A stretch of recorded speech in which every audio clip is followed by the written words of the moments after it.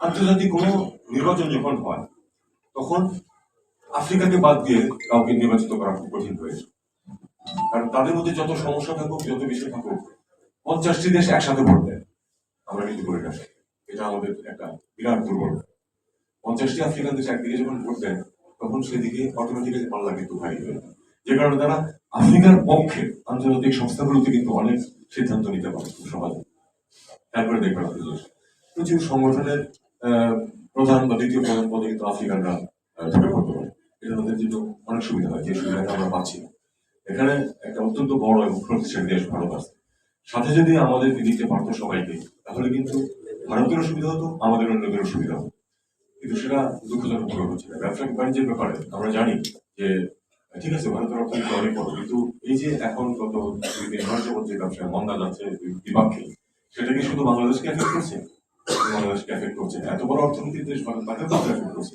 পরিমাণটা হয়তো প্রপোর্শনালি হয়তো অত বেশি না, কিন্তু এফেক্ট কিন্তু করছে। আপনি কলকাতার অর্থনীতি, পশ্চিমবঙ্গের অর্থনীতি যথেষ্ট ক্ষতিগ্রস্ত হচ্ছে এটার কারণে।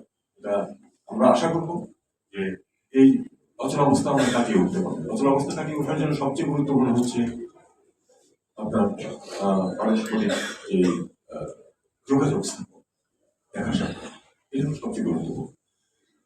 আপনারা জানেন যে আগামীকাল এখানে ভারতের পররাষ্ট্র সচিব আসছেন, আমাদের পররাষ্ট্র সচিবের সাথে। এটা কিন্তু একটা স্ট্যান্ডিং মেকানিজম, এটা অস্বাভাবিক কিছু না। প্রতি বছর একজন যান বসে, 15 বছর পাশ থেকে একজন আসে পররাষ্ট্র সচিব পর্যায়ে। এটা ফরেন অফিস কনসালটেশন বলা হয়, এটা দীর্ঘদিন যাবত চলছে এবং তারই অংশ হিসেবে তিনি আসছেন। আমি আশা করবো যে তারা একটা ফলপ্রসূ আলোচনা করবেন। এবং আবার একটা কথা, আমি ভারতের উচ্চ পর্যায়েও যেমন বলেছি যে কোনো সমস্যার সমাধান করতে হলে প্রথমে স্বীকার করতে হবে যে সমস্যাটা আছে, এবং আমাদের একইভাবে প্রথমে স্বীকার করতে হবে যে 5 আগস্টের আগে এবং পরে ভারতের সাথে সম্পর্কে নিশ্চয়ই একটা গুণগত পরিবর্তন হয়েছে। এটা মেনে নিয়ে আমাদেরকে চেষ্টা করতে হবে সম্পর্ককে এগিয়ে নিতে হবে।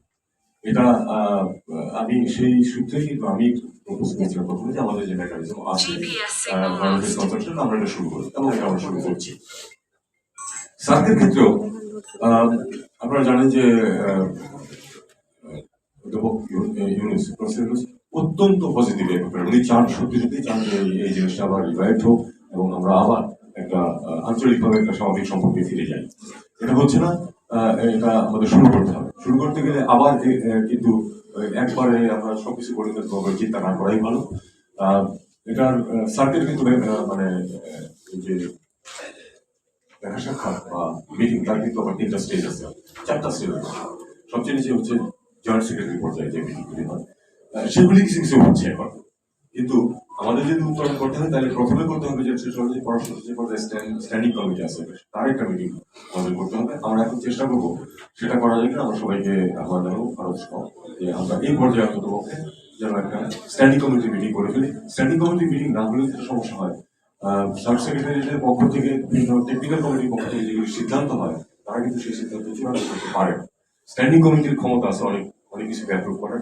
এরপরে আছে হলো আপনার কাউন্সিল অফ মিনিস্টার, যেটা সেখানে প্রচুর সিদ্ধান্ত নেওয়া যায়। প্রায় সব সিদ্ধান্ত ওখানে নিয়ে যাওয়া যায়। কিছু কিছু বিষয় থাকে যেটা রেফার করতে হয় সামিট লেভেল। কাজে আমরা যদি প্রথমে পররাষ্ট্র পর্যায়ে একটা মিটিং করে ফেলতে পারি এবং তারপরে আমরা ওখানে সিদ্ধান্ত নিয়ে একটা বা দুটো মিটিং হয়ে গেল, তারপরে মন্ত্রী পর্যায়ে একটা সভা হবে, তাহলে কিন্তু আমরা অনেকখানি ডিভাইড করতে পারি। এরপরে আমরা চিন্তা করবো যে একটা সামিট করা যায় কিনা। সেটা একটু সময় লাগতে পারে, কিন্তু দেশগুলো তো বা সরকারগুলো অস্থায়ী হতে পারে, কিন্তু দেশ তো স্থায়ী এবং স্বার্থ স্থায়ী। কাজেই এই সার্কের রিজিমেন্টেশনে প্রত্যেকটা দেশের স্বার্থ আছে, আপামর জনগণের স্বার্থ আছে, এবং আমি নিশ্চিত যে স্বাভাবিকভাবে একটা পজিটিভ একটা অ্যাটিটিউড কিন্তু মানুষের মাঝে আছে। সেটা রাজনৈতিক নেতৃত্বের উপর দায়িত্ব রয়েছে এটাকে এগিয়ে নেওয়া। সেটা আমরা আশা করবো যে তারা নেবেন।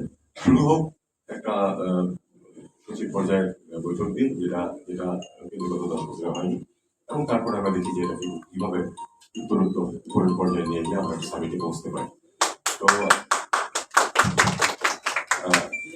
আমার মনে হয় যে আমাদের এই অঞ্চলে, যেটা বক্তা বলেছেন যে সবচেয়ে বেশি দরিদ্র, এটা পাওয়ার কোনো কারণ নেই। আমরা যদি পরস্পরের সাথে সহযোগিতা করি, যদি সঠিক পদক্ষেপ নিই, অবশ্যই দারিদ্র দূর করা যাবে। আপনারা জানেন যে হচ্ছে তিনটা জিরোর কথা আমি যেটা বলেন, দারিদ্র থাকবে।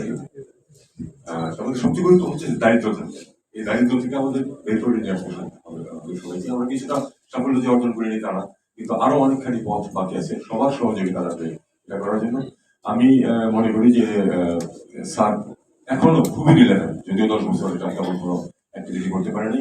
আমাদেরকে এটাকে তার কর্মক্ষমতায় ফিরিয়ে নিয়ে আসতে হবে এবং তারপরে ইসলামিক লেভেলে পৌঁছে শুধু স্যার না, বাইরেটার ক্ষেত্রেও সেটা অনেক পজিটিভ ভূমিকা রাখবে বলে আমি মনে করি। Just a few words before I finish for our friends from the neighboring countries. I would urge you to take this message from here that the people and the journalists are in favor of rejuvenation of this earth, making it effective again, and take this message to your people, to your governments, and also to the media. They have a very big role to play and a positive role. Instead of just lionizing small incidents into a crisis situation in Bangladesh, which it is not, they should make some contribution in the positive areas for people-to-people contact, better environment between the countries, and distribution of this. Thank you so much.